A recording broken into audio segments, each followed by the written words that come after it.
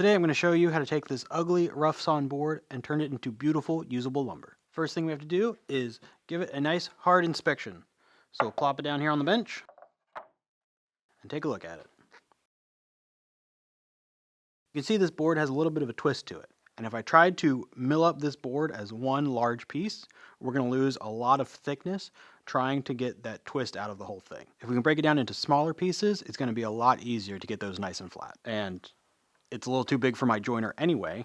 The other big thing about this board is there's this pretty gnarly crack about 3 inches in from the edge. So what we're going to do is just rip it all the way down that 3 inches, and that'll remove that crack. That'll leave me with plenty of room for a bunch of picture frame parts, and I'll have this nice big piece that'll fit on my joiner as leftovers if I need it in the future. So we already know how wide I'm going to make this piece, and then we're going to go ahead and lay out the rough length now too. Because this is rough and dark, we're going to use a piece of chalk. So I need a couple pieces that are 14 inches long, so we'll go ahead and mark this at like 15. And then I need a couple pieces that are 10 inches long. So we come down here to 25, and then I'll add an extra inch there for rough. So I'll go 26. Because this board doesn't have one nice flat reference face, breaking down rough lumber is always going to be safer on your bandsaw, so that's where we're headed next. I've got the guard lowered down right above our workpiece. And we're working with some big boards today, so I've got a roller stand on the infeed and the outfeed side. I don't think you can see the outfeed side.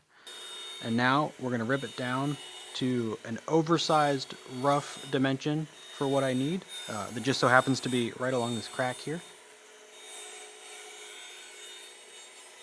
Typically, I like to cut to rough length here on the bandsaw as well. Just since we're here, it makes things a little easier. But this 14 inches is a little too wide. So we're going to head over to the miter saw. We still have to mill our boards after this, so we're not cutting to our final length here. We want to add at least an inch.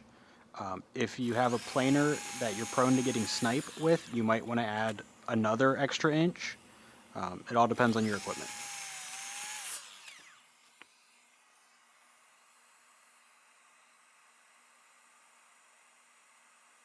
Now this is where it's good to have some extra.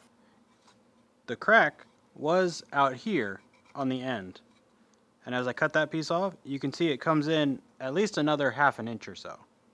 So I'm going to go ahead and cut another 15 inch long piece, just in case this one doesn't work out. Now we can head over to the joiner. If you're not familiar with the joiner, it's the perfect tool for making one face nice and flat and one edge perfectly perpendicular to that first face. So we always want to start with the faces.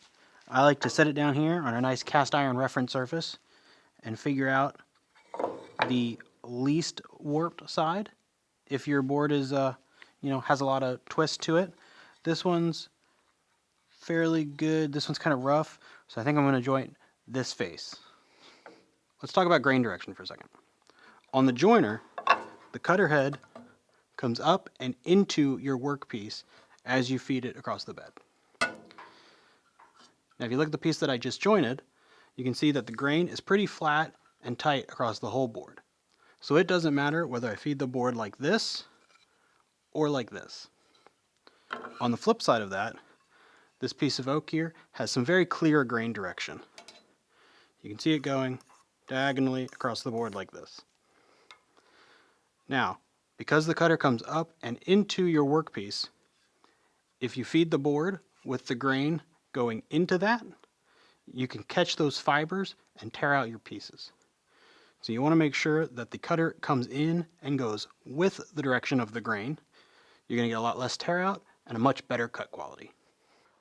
So we're set up to take about a 30 seconds of an inch off. We don't want to take off too much. You want to do more light passes rather than less heavy passes. You're going to get a much cleaner face. It's going to be much easier. So if you're working with mostly smooth boards, you can do the pencil trick, like with sanding. But with rough boards, I feel it's pretty easy to tell where it's been cleaned up and where it still needs to be cleaned up. So it looks like 2 passes is pretty good to get that full face cleaned up. And we're going to go ahead and do the faces on our other boards before we move the fence, make sure it's nice and square, and do that first edge. I like to adjust my fence every now and then when I do edges, because if we leave this wide open, as wide as it can be, and always do our edges back there, you're going to wear out those cutters or the knife on that edge much faster. And then we'll check it for square. Looks really good. So now that flat face that we did here, we're going to reference against this back fence and clean up this edge. This is usually where I find the most variability. So I like to increase my cut depth just a little bit, usually go down to about a 1/16 of an inch. But it's totally going to depend on your board and what you're doing with it.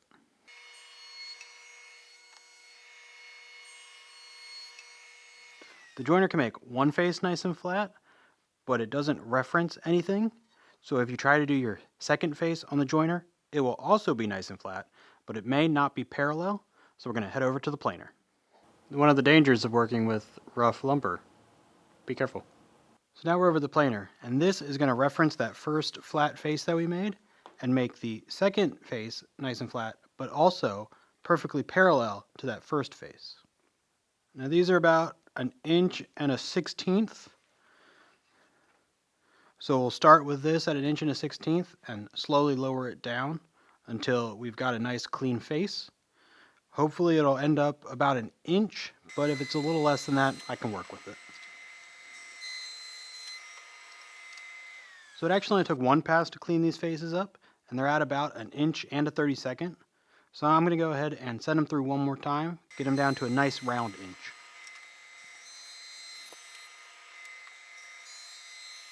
So from here, I would probably go back to the bench and lay out my parts, even with one edge still rough, because you're going to cut from this side and end up with an offcut anyway.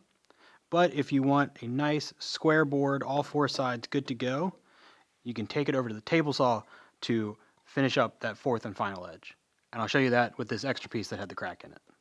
We're going to trim this off just so we know what we're working with, and we don't have to worry about this later. It looks like we should be able to get it down to about 2 3/4 inches and have a nice square board with no crack. So we'll set the fence to 2 3/4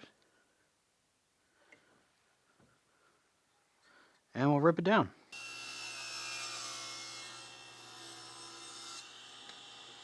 So you can see my blade needs cleaned a little bit, got some burning there, but we've got 4 nice flat square edges.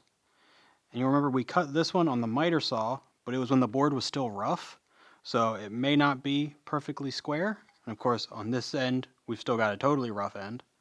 So we'll break out the miter gauge, square those up, and then we will have a nice perfectly square board ready for any project.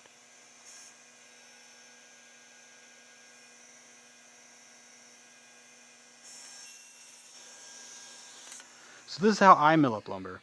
And today we use power tools, but if you'd like to see me attempt this with hand tools, leave a comment down below. I realize we're in a fairly well-equipped shop, but the order of operations is far more important than what tools you use. I hope you enjoyed this video. If you have any questions, let me know.